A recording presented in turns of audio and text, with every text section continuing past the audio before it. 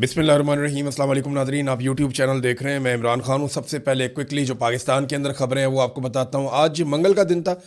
इमरान खान साहब साबिक़ वज़ीर आज़म पाकिस्तान और पाकिस्तान के सबसे बड़े अवामी लीडर, सबसे मकबूल अवामी लीडर इमरान खान साहब से आज मुलाकात का दिन था। उनकी फैमिली गई, फिर नहीं मिलवाया गया और ये अब कई महीने हो गए हैं मुलाकात नहीं होने दी जा रही। इसके पीछे आसिम मुनीर साहब हैं। आसिम मुनीर साहब को ख़तरा है इमरान खान साहब से कि इमरान खान साहब अगर सियासत में आएंगे या बाहर आएंगे या वो कोई बात करेंगे तो उससे आसिम मुनीर साहब की सियासत को ख़तरा हो जाएगा।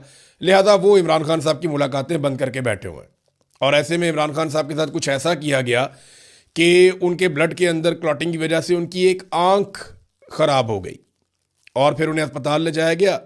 बार बार ये मुतालबा किया गया कि उनके ज़ाती मुआलिजीन को दिखाया जाए, ऐसा नहीं किया गया। उनकी फैमिली को मिलवाया जाए, ऐसा भी नहीं किया गया। बल्कि इमरान खान साहब की एक आंख की बिनाई तकरीबन चली गई, लेकिन इसके बावजूद इमरान खान साहब से मुलाकातें नहीं खोली गई और ये सिलसिला जारी है। पूरा निज़ाम जो है वो इसी चक्कर में लगा है।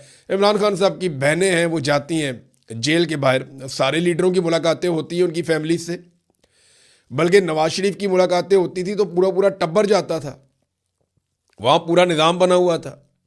15-15 बंदों के साथ नवाज शरीफ अलग अलग बैठ के बाकायदा इजलास मुनक्कद होते थे जेल के अंदर। इमरान खान साहब से कुछ भी नहीं। जरदारी साहब की मौजें जो जेल के अंदर थी, कभी सुन लें आप तो हर आदमी कहेगा कि मुझे जेल में ही डाल दो। लेकिन इमरान खान साहब के लिए तबाही और बर्बादी कर दी है इन्होंने, जिस लेवल पे ये लेकर चले गए हैं अखलाकियात को, और ये सिर्फ एक आर्मी चीफ की वजह से हुआ है। देखिए, सियासतदान तो इसके बेनिफिशरी हैं, लेकिन सियासतदान डरते भी हैं। कल को हमने भी जेलों में जाना है, सबको अपना अपना पता होता है ना कि कल को हमें भी जेल में डाला जा सकता है। इस तरह की जेल तो कोई काट ही नहीं सकता जैसे इमरान खान ने काट ली है। तो क्योंकि जर्नैलों को इस बात का जोम है कि उन्होंने जेलों में नहीं जाना होता, और वैसे भी आसिम मुनीर साहब ने इस्तिस्ना ले लिया है, ये कोई दिलेर आदमी तो लेता नहीं है। बहरहाल इमरान खान साहब का जो केस है वो इस्लामाबाद हाई कोर्ट में आया, तोशाखाना वाला, और उसमें वहाँ बातचीत हो रही थी। इमरान खान साहब को अस्पताल मुंतकिल करने की दरख्वास्त पर भी समाअत हुई केस के अंदर। इसमें चंद सवालात अदालत ने उठाए, चंद बातें जो है इमरान खान साहब के वकला ने की। एतजाज़ अहसन साहब का वकालतनामा है वो साइन ही नहीं हो रहा। देखिए ना, वो जाएंगे, जाके इमरान खान साहब से वकालतनामा साइन करवाएंगे, तभी आकर अदालत में केस लड़ेंगे ना।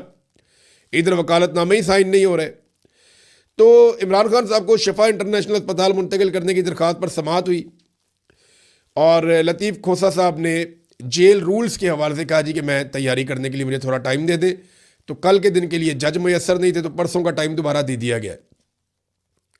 बहुत सारे लोग लतीफ़ खोसा पे तनकीद कर रहे हैं कि उनकी तैयारी क्यों नहीं थी। इससे पहले इमरान खान साहब ने भी एक दफ़ा कहा था कि तैयारी करके आना चाहिए लतीफ़ खोसा साहब को, और ये खबर ज़ुबैर अली खान साहब ने उस वक्त दी थी।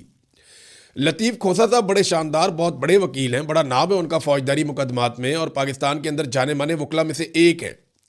उनकी अदलिया के लिए बड़ी कुर्बानियाँ भी हैं, बड़े जमहूरी आदमी है, दबंग आदमी है लतीफ़ खोसा साहब, लेकिन यहाँ उनकी तैयारी होनी चाहिए थी। अच्छा, अब कई लोग इसको ऐसे ले रहे हैं जैसे आज उनकी तैयारी होती तो इमरान खान साहब बाहर आ जाते। ऐसा नहीं है। आसिम मुनीर साहब इमरान खान साहब को नहीं छोड़ेंगे जब तक कि उन्हें ये यकीन नहीं आ जाएगा कि उनकी अपनी किसी किस्म की कोई मुसीबत खड़ी नहीं होने जा रही। यानी वो इमरान खान साहब को, आसिम मुनीर साहब ऐसे नहीं छोड़ेंगे, ये सब जानते हैं, सबको पता है, और इमरान खान साहब को भी इस बात का पता है। जब तक कि कोई बहुत बड़ा दबाव नहीं पड़ेगा अवामी सतह का या इमरान खान साहब की जानिब से या बैरूनी तौर पे कोई बहुत बड़ा दबाव नहीं आ जाता, तो तब तक इमरान खान साहब को नहीं छोड़ेंगे। या तो अदलिया जो है वो इंसाफ देना शुरू कर दे, ये तो आप समझे पाकिस्तान के अंदर अब सिलसिला ही खत्म हो गया, या फिर इमरान खान साहब को डील करनी पड़ेगी या कोई बहुत बड़ा दबाव डालना पड़ेगा। दोनों में से कोई एक चीज़ करनी पड़ेगी। तो इसके बगैर तो कोई बीच का रास्ता तो दिखाई देता नहीं है। हालांकि बीच का रास्ता निकल सकता है कि पाकिस्तान में डेमोक्रेसी आ जाए, अब दोबारा पाकिस्तान में इलेक्शन करवा ले। भाई, एक लीडर को आपने पीस के रख दिया, आपने उसकी पार्टी को तबाह बर्बाद कर दिया और मुल्क का बेड़ा गर्क कर दिया, आपने हर चीज़ आपने तबाह बर्बाद कर दी, तो अब आपने और क्या निकालना है। अवाम आज भी इमरान खान के साथ खड़ी है। इमरान खान की दुश्मनी में आपने हर चीज़ तबाह कर दी है, मुल्क को गिरवी रख दिया है, खुद मुख्तारी अपनी दांव पे लगा दी है, मगर कोई फ़ायदा आपको हुआ नहीं। तो ये एक फ़ौज के अंदर से भी दबाव आना चाहिए, सबको मिलकर ये बात करनी चाहिए, यार बस कर दो ना, क्या करना है आपने पाकिस्तान के साथ। पूरा मुल्क आपने गिरवी रख दिया है, फैसले आप करते हैं, कौम को पता ही नहीं होता आप क्या फैसले कर रहे हैं। वहाँ कौमी असम्बली में खड़े होकर महमूद खान अचकज़ई कहते हैं और साफ खड़े होकर कहते हैं जनाब पार्लियामेंट जानती नहीं है कि क्या हो रहा है। आप सऊदी अरब के साथ क्या मुआहदा करके आए हैं, पार्लियामेंट को पता ही नहीं है, आपने बताया ही नहीं। बोर्ड ऑफ पीस में आप क्या गुल खिला रहे हैं वो भी नहीं पता कौम को। फिर लीबिया में जो दौरे आपने किए हैं, वहाँ पे जाके खलीफा हफ्तार को आप मिलकर आप क्या करके आए हैं, किस किस्म के मुआहदे कर रहे हैं, किससे क्या बात कर रहे हैं। पाकिस्तान की पॉलिसी पाकिस्तान के अवामी नुमाइंदे बनाएंगे, ये कायदे आज़म ने कहा था। इधर जनाब आर्मी चीफ जाते हैं, मुलाकातें करते हैं, पॉलिसी बनाते हैं, कौम को पता ही कुछ नहीं होता, अवामी नुमाइंदे बिल्कुल गूंगे बहरे होकर बैठे हुए हैं। तो अचकज़ई साहब ने कहा बंद कर दें फिर इसको, पार्लियामान को, शहबाज शरीफ को सारी ज़िंदगी के लिए वज़ीर आज़म बना दें, हम में से कोई मर जाए तो उसकी जगह पे इलेक्शन करवा दें, बस इस तरह कर लें फिर आप। क्योंकि पार्लियामेंट का तो फ़ायदा ही कोई नहीं है, पार्लियामेंट में बात ही कोई नहीं हो रही, डिस्कशन ही कोई नहीं हो रही। और जो लोग डिस्कशन करते हैं या करना चाहते हैं, देखें ना, ये अवाम की मुंतखब हुकूमत नहीं है। तो जो हुकूमत अवाम की नहीं है वो अवामी फ़ैसले कैसे कर सकती है, वो पाकिस्तान की खारजा पॉलिसी कैसे बना सकती है। जब अवाम इसके बारे में राय देती है तो वो इंफॉर्मेशन मिनिस्टर ने, वज़ीर कानून ने और वज़ीर दाखिला बराए मुमलिकत ने, इन तीनों ने बैठ के प्रेस कॉन्फ्रेंस की और ये कहा कि आप हमसाया ममालिक के बारे में या दीगर ममालिक के बारे में आप बातचीत ना करें, आइन इसकी इजाज़त नहीं देता, फिर आप पे फौजदारी मुकदमात हो जाएंगे। देखें, ये बात मैंने एक दिन पहले कही थी कि कुछ लोग फ़िरका वारियत फैलाना चाह रहे हैं पाकिस्तान में और एक जंग जैसी कैफियत पैदा कर रहे हैं और शिया सुन्नी फसाद पाकिस्तान में करवाना चाहते हैं। उसको रोकना हुकूमत की जिम्मेदारी, हम सब की जिम्मेदारी है। लेकिन एक जाली हुकूमत ऐसी खारजा पॉलिसी बनाए जिसके बारे में पाकिस्तानियों को पता ही कुछ नहीं है, तो फिर पाकिस्तानी इसके ऊपर बात तो करेंगे। पूरी दुनिया के अंदर, अमेरिका में, यूरोप में डोनाल्ड ट्रंप की खारजा पॉलिसी पर टका के तनकीद हो रही है। अमेरिका में कितने बंदे उन्होंने गिरफ्तार किए हैं या फौजदारी मुकदमात किए हैं। वो जंग लड़ रहा है, उन्होंने क्या किया वहाँ पे? कुछ भी नहीं किया। इसी तरह यूरोप के अंदर भी बात होती है, हर तरफ बात होती है। आप डेमोक्रेसी की बात करते हैं, आइन की बात करते हैं, तो आइन तो लोगों को बात करने की इजाज़त देता है।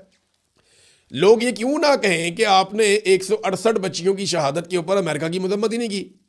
अमेरिका के अंदर अमेरिका की मजम्मत हो रही है, लेकिन हमारा अर्दली वज़ीर आज़म जो है वो मजम्मत नहीं कर रहा, वो अमेरिका का नाम लेने के लिए भी तैयार नहीं। हुकूमत शर्मिंदा है, हुकूमत की पॉलिसी कोई नहीं है, हुकूमत को समझ ही नहीं आ रही कि अब करना क्या है। कुछ अकाउंट्स जो है वो नफरत फैला रहे हैं और इनको रोकना चाहिए, हम सबको मिलकर रोकना चाहिए। लेकिन याद रखिएगा, इसके अंदर हुकूमत के भी कुछ लोग शामिल हैं जो जानबूझकर एक तासुर क्रिएट कर रहे हैं और ख़ित्ते की जो लड़ाई है उसको पाकिस्तान के अंदर एक तरीके से ड्रैग करके ला रहे हैं। ये डाइवर्जन लगाने के चक्रों में रहते हैं। पेट्रोल आलमी मंडियों में सस्ता हो गया, तुम भी सस्ता कर दो भाई। और ये सस्ता रहना कोई नहीं है, ये फिर महंगा हो जाएगा दोबारा। अगर ये सिचुएशन कंट्रोल ना हुई तो, ये कंट्रोल होनी चाहिए सिचुएशन, अगर ये कंट्रोल ना हुई तो यही पेट्रोल दोबारा महंगा हो जाएगा। अब नाज़रीन आ जाए ज़रा इंटरनेशनल फ्रंट के ऊपर, हम उसके ऊपर भी बात कर लें। इमरान खान साहब का केस जो है वो अभी चलेगा, एक परसों के लिए लगा हुआ है, कल के लिए लगा हुआ है। इमरान खान साहब को मुमकिन है कि अस्पताल मुंतकिल किया जाए, लेकिन किन शराइत और पाबंदियों के साथ किया जाता है इसके बारे में हम अभी कुछ कह नहीं सकते। चीज़ों को नॉर्मलाइज करने की कोशिश की गई है और पाकिस्तान तहरीक इंसाफ किसी किस्म की भी तहरीक चलाने में मुकम्मल तौर पर नाकाम रही है। सोहेल अफरीदी साहब इस्लामाबाद से कहकर गए थे टेढ़ी उंगली से हम घी निकालेंगे और इमरान खान रिहाई अमन फोर्स बनाएंगे। लगभग 20-22 दिन उस बात को भी गुजर गए हैं, तो अभी तक कोई चीज़ ऐसी सामने नहीं आई। मुझे ये पता है कि वो मीटिंग्स कर रहे हैं, एक्टिविटीज़ कर रहे हैं, लेकिन अमली तौर पे कुछ भी नहीं किया, कुछ भी नहीं किया। अब डोनाल्ड ट्रंप के साथी जंग से निकलने का मशवरा देना शुरू हो गए और लगातार उसको ये मशवरे दिए जा रहे हैं कि इस जंग से निकल जाओ, कोई हल निकालो इस जंग का, इसके अंदर हम फंस गए हैं। और बहुत सारे अमेरिकन भी ये बात कर रहे हैं, बहुत सारे जो सीनियर लोग हैं दुनिया भर में वो ये बात कर रहे हैं। ट्रंप के मुशीरों का ईरान जंग के हल तलाश करने पे उन्होंने जोर दिया। उन्होंने कहा डोनाल्ड ट्रंप को कि जंग से निकलने का कोई मंसूबा बनाएं और इसमें से निकल जाएं आप। ये जो तेल की कीमतें बढ़ रही हैं, इनको ज़्यादा देर कंट्रोल नहीं किया जा सकता। रिपब्लिकन पार्टी को इसका नुकसान होगा। ये जो आपने फौजी ऑपरेशन किया है इसको कामयाब मिशन के तौर पर पेश करें, रोला डालें कि हम कामयाब हो गए और निकल जाएं वहाँ से। ये वॉल स्ट्रीट जर्नल ने भी रिपोर्ट किया है कि डोनाल्ड ट्रंप को उनके साथियों ने इस तरह के मशवरे दिए हैं। अब मैं आपके सामने रखता हूँ ये एक स्कॉट रिटर, ये नाजरीन अक़वाम मुत्तहिदा में हथियारों के साबिक इंस्पेक्टर हैं और इन्होंने ये बात की है कि अमेरिका चाहता है कि वो अब इस जंग से निकल जाए। उसकी वजह यह है कि अमेरिका ये जंग हार गया है और ईरान ये जंग जीत गया है। देखिए सादी सी बात है ना, अमेरिका ने सारी बेसिस खाली कर दी हैं। इस वक्त कतर में, सऊदी अरब में, बहरीन में, यूएई में, इन मुल्कों में अमेरिकन फौजी जो हैं वो वहाँ से निकाल दिए गए, उनका इनखला हो गया। अमेरिकी शहरी जो हैं वो बहुत बड़ी तादाद में वहाँ से निकल कर दूर चले गए हैं। अमेरिका अपने बहरी बेड़े और अपना सामान उठाकर यहाँ से ले गया है। जो उनके दिफाई निज़ाम यहाँ पे लगे हुए थे, एयर डिफेंस सिस्टम, उनमें बेशतर जो है वो नाकारा हो गए हैं या वो प्रॉपर तरीके से काम नहीं कर पा रहे। अभी कोरिया से अमेरिका ने, जनूबी कोरिया में अमेरिका का सिस्टम लगा हुआ है, वो सिस्टम भी अमेरिका ने इस खित्ते में मंगवा लिया कि यहाँ पे लाकर लगाया जाए ताकि यहाँ के डिफेंस को दोबारा तगड़ा किया जाए। अमेरिकन और इसराइली लगातार कोशिश कर रहे हैं कि जो उनका दिफाई निज़ाम है, फ़िज़ाई दिफाई निज़ाम जो ईरान के मिसाइलों को और ड्रोन्स को रोक सकता है, उसको दोबारा से इंटैक्ट किया जाए। उसका एक बड़ा हिस्सा जो है वो अब फंक्शनल नहीं रहा। ईरान ने ना लड़ाई के पहले 10 दिनों में जो अचीव किया वो ये है कि उन्होंने जो अमेरिका और इसराइल की जानिब से इस खित्ते में लगाया गया एक फ़िज़ाई दिफाई निज़ाम का जाल था, उसको तोड़ा है और उसमें ऐसी जगह बना ली है जहाँ से अब वो अटैक कर सकता है। उसके बाद बहुत सारी अब इंफॉर्मेशन है और ये चाइना और रशिया की मदद से उसको हासिल हुई है। सैटेलाइट के ज़रिए से, इंफॉर्मेशन के ज़रिए से, इंटेलिजेंस के ज़रिए से ईरान वो कुछ जानता है जो उसके लिए ज़रूरी है और उसने बहुत सारी ऐसी कमज़ोरियाँ भांप ली हैं अमेरिका की और इसराइल की जिनका वो फ़ायदा उठा सकता है 10 दिन में। इन्होंने बहुत सारे ड्रोन ऐसे भेजे हैं जिनको डिकॉयज आप कह सकते हैं, यानी ये डमी है, ऐसे भेजे हैं मिसाइल ड्रोन्स जिनको अटैक किया गया इंटरसेप्टर्स की जानिब से और इनके ऊपर अरबों रुपया लगा दिया गया और कोई फ़ायदा नहीं हुआ। जबकि ईरान ने अपने बेहतरीन हथियार बचा कर रखे और अब जब वो मिसाइल मारता है तो बहुत बड़ी तबाही होती है। अब तो ये भी रिपोर्ट हो रहा है कि ईरान मिसाइल मारता है और जो बंकर्स हैं इसराइल के, उनके नीचे भी नुकसान होता है। कुछ इंडियन सहाफ़ी कह रहे हैं कि बंकर्स के अंदर लाशें भी पड़ी हुई हैं इसराइलियों की, जिनके बारे में बताया नहीं जा रहा। बहरहाल अब ये अमेरिका के लिए मुश्किलात बढ़ रही है। अमेरिका में तज्ज़ियाकार लगातार कह रहे हैं कि अमेरिका ईरान से हार गया है, इसके अड्डे तबाह हो गए हैं, उसके अपने लोग इस खित्ते से निकल रहे हैं, बहरी जहाज़ों को पीछे ले जाना पड़ा है।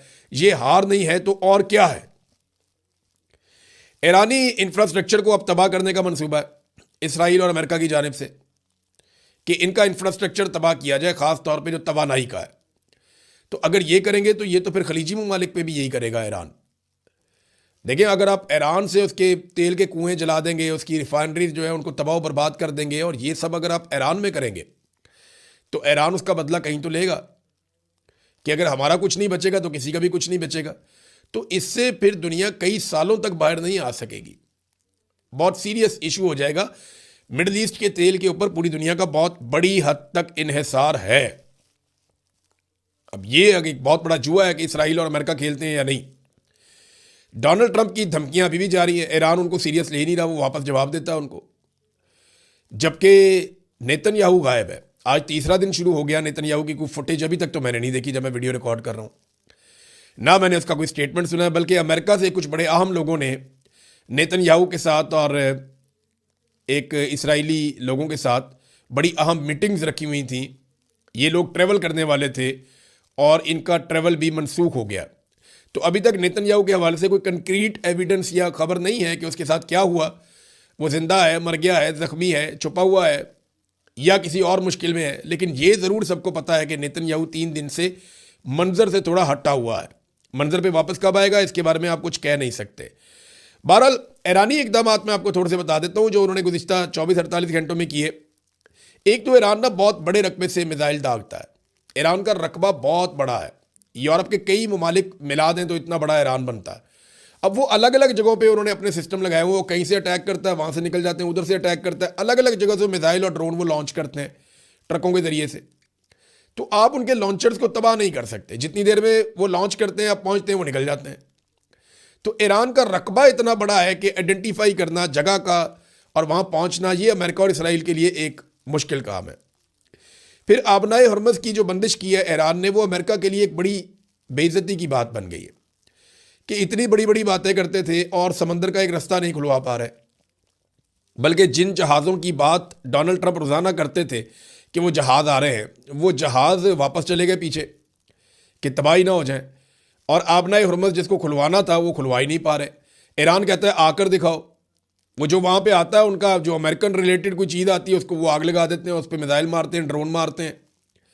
तो ईरान ने जो है वो जो चैलेंज किया कि आबनाए हरमज़ को खुलवाओ, वो खुलवा नहीं पा रहे। ये बहुत बड़ा चैलेंज है खलीजी ममालिक के लिए। और खलीजी ममालिक इस आबनाए हरमज़ को खुलवाने के लिए अमेरिका की तरफ देख रहे हैं कि जनाब इसको खुलवाएं, आपने लड़ाई की है तो ये बंद हो गई है। तो ये बड़ी सुबकी और शर्मिंदगी की बात है अमेरिका की कि वो अब तक इसको नहीं खुलवा पा रहा। डोनाल्ड ट्रंप रोजाना धमकियां लगाता है लेकिन खुलवा नहीं पा रहा। माजी में ईरान के ड्रोन्स को या मिसाइलों को जो आग का दरिया अबूर करके जाना पड़ता था इसराइल तक, अब सूरत हाल वैसी नहीं है। मैंने आपको अभी थोड़ी देर पहले भी बताया कि काफ़ी ज़्यादा उन्होंने डैमेज किया है, मुकम्मल तौर पे तो नहीं कर पाए लेकिन काफ़ी डैमेज किया है फ़िज़ाई दिफाई निज़ाम को जो मशरिक़ वस्ता में लगाया गया था अमेरिका की जानिब से और इसराइल के पास भी था। तो अब जो है वो ईरान के लिए मुश्किलात उतनी नहीं है, अब वो अपने महंगे और वज़नी हथियार इस्तेमाल करना शुरू हुआ है।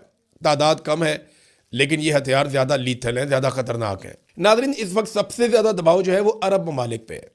अरब ममालिक पे अमेरिका, इसराइल लगातार ये दबाव डाल रहे हैं कि आप लड़ाई का हिस्सा बन जाएं, लेकिन अरब ममालिक इस लड़ाई के अंदर बिल्कुल नहीं जाना चाहते। देखिए, इस जंग में उतरने से उनको ज़्यादा नुकसान होगा। अरब जब इस जंग में उतरेंगे तो दिफाई निज़ाम तो तकरीबन ख़राब हो चुके हैं और वो इतना फंक्शनल नहीं है। तो ईरान फिर अरबों के साथ जब लड़ाई में उतरेगा तो दोनों एक दूसरे को मारेंगे। इसमें जो जितना कीमती है उसका उतना नुकसान होगा। यानी अरब ममालिक बहुत तरक्की याफ्ता है, उन्होंने बड़ी शानदार चीज़ें बनाई हुई हैं। ईरान जो है वो उतना तरक्की याफ्ता नहीं है, उतनी शानदार चीज़ें नहीं बनाई हुई। फिर ईरान ने अपने आप को डेवलप किया एक दिफाई नुक्ता नज़र से, क्योंकि वो कई दहाइयों से अमेरिका के साथ लड़ाई में है, सर जंग में है। जबकि अरब ममालिक ने अपने आप को डेवलप किया था सिर्फ तरक्याती नुक्ता नज़र से, तो उनका ज़्यादा नुकसान हो जाएगा, वो लड़ाई में उतरना नहीं चाहते। ये आपस में लड़ेंगे तो मगरबी ममालिक इन्हें महंगे हथियार बेचेंगे, उनका तो मुनाफा होगा ना, लेकिन नुकसान किसका होगा? मिडल ईस्ट का, ईरान का। और दूसरा, ये जो अरब ममालिक हैं ये ईरान की मजबूरी भी समझते हैं और ख़ुद भी कुछ हद तक ये मजबूर हैं। अमरीकी हैरान है कि ये अभी तक जंग में उतरे क्यों नहीं है, उनका अंदाज़ा गलत साबित हो गया। देखिए, एक शिया सुन्नी डिवाइड तो है अरब ममालिक में और ईरान के अंदर, तो अमेरिका इससे फ़ायदा भी उठाना चाहता था, इसराइल भी इससे फ़ायदा उठाना चाहता था, लेकिन हुआ क्या? हुआ ये कि जैसे ही इसराइल ने और अमेरिका ने हमला किया तो ये जो शिया सुन्नी डिवाइड है ये कमज़ोर पड़ गई, बल्कि ख़त्म हो गई फॉर द टाइम बीइंग। यानी अभी कोई शिया सुन्नी डिवाइड नहीं है। अगर ईरान किसी जगह पे अमेरिकन को नुकसान पहुंचाता है तो अरब ममालिक में लोग खुश होते हैं। अरब शहरी भी बाद का वीडियोज ऐसी हैं कि वो खुश होते हैं। तो ये बात भी अमेरिका के लिए हैरान कुन है और अरब हुक्मरान ये जानते हैं कि अवामी रद्द-ए-अमल से भी उनको बचना है। ईरान कहता है जी हम तो सिर्फ वहाँ मारते हैं जहाँ से हमारे ऊपर अटैक किया जाता है, हम अमरीकी असासों को निशाना बनाते हैं अरब ममालिक में और इसराइल के ऊपर अटैक करते हैं, तो हम अरब भाइयों को कुछ भी नहीं कहते, वो बार बार भाई कह के मुखातिब करते हैं। लेकिन दूसरी तरफ उस दबाव को जो लगातार अरब मुल्कों के ऊपर आ रहा है उसको टैकल भी करना है। तो दबाव को टैकल करने के लिए रोज़ाना एक आधा अरब मुल्क एक वार्निंग जारी कर देता है। पहले सऊदी अरब ने वार्निंग जारी की थी, अब कतर ने वार्निंग जारी कर दी है और उन्होंने कहा जी कतर मुज़ाकरात पर यकीन रखता है मगर आइंदा हमले की सूरत में जवाब दिया जाएगा।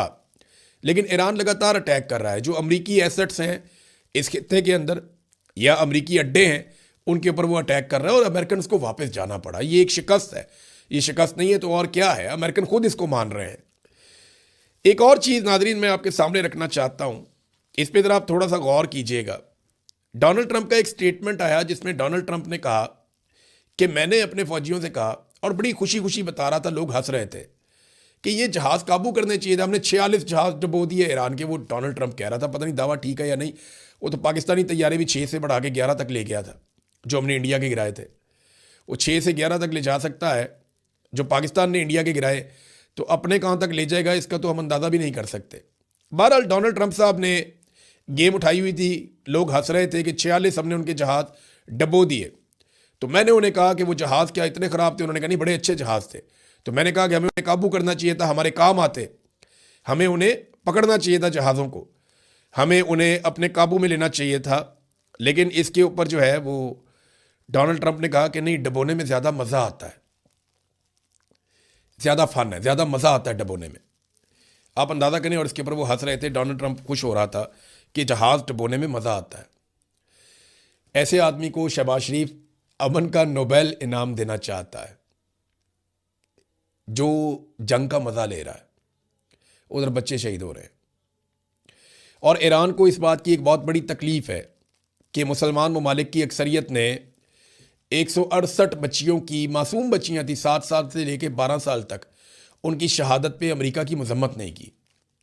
अब तक के लिए इतना ही। अपना ख्याल रखिएगा, अपने चैनल का भी। अल्लाह हाफ़िज़।